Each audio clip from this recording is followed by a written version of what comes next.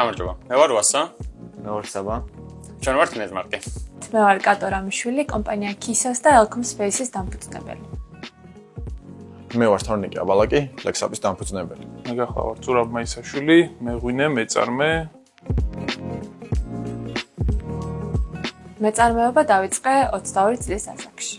მეწარმეობა დავიწყე 14 წლის ასაკში. მე დავიწყე 16 წლის ასაკში. 21 წლის ასაკში. 18 წლის ასაკში. ჩემი საქმიანობის სფერო არის ტექნოლოგიური სტარტაპი, კერძოდ marketplace. ჩვენი საქმიანობის სფერო არის high-tech.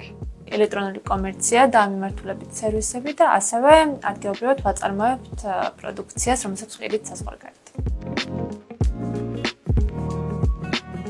ფინანსური განათლება აუცილებელია ნებისმიერი ბიზნესის ფუნქციონირებისთვის და ჩვენ შემთხვევაში ფინანსურმა განათლებამ ითამაშა ძალიან დიდი როლი ბიუჯეტირების დაგეგმვაში და სხვადასხვა მარკეტინგული კამპანიების ბიუჯეტის შედგენაში და გადანაწილებაში. დავგეგმეთ სწორად ჩვენი ფინანსური შესაძლებლობები და რაც თავარია, ეგრეთ წოდებულ ფულადი ნაკადის მოძრაობას, რასაც cash flow-ს ეძახიან, მას მუდმივად ვაძენებთ თვალს, როგორც ჩვენი განვითარების რაღაც იმპულსს.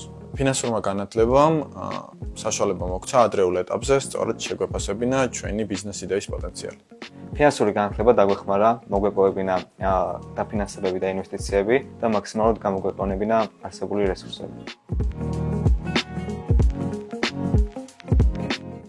ადრეულ ეტაპზე შეიძლება მოგვეჩვენოს, რომ ფინანსური განათლება არ არის აუცილებელი სტარტაპის წარმატებისთვის, მაგრამ განვითარების ეტაპზე ბევრ ახალგაზრდა მეწარმეს ექმნება ბიუჯეტირების, ფინანსების მართვის და ინვესტიციის მozgვის პრობლემა.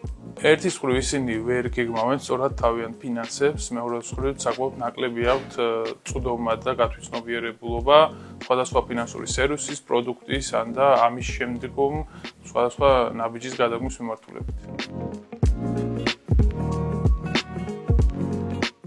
სტარტაპისთვის მნიშვნელოვანი არის ფულის დაზოგვა, რაც შეიძლება მეტად გადაანაწილონ არსებული რესურსები და რაც შეიძლება მეტი უკუღება მიიღონ ამ არსებული რესურსებიდან. ბიუჯეტის წინასწარ გაწერა, კამპანიების დაგეგმარებას, ანალიტიკურ პროცესებს, რომელიც ფინანსებთან არის რა თქმა უნდა დაკავშირებული.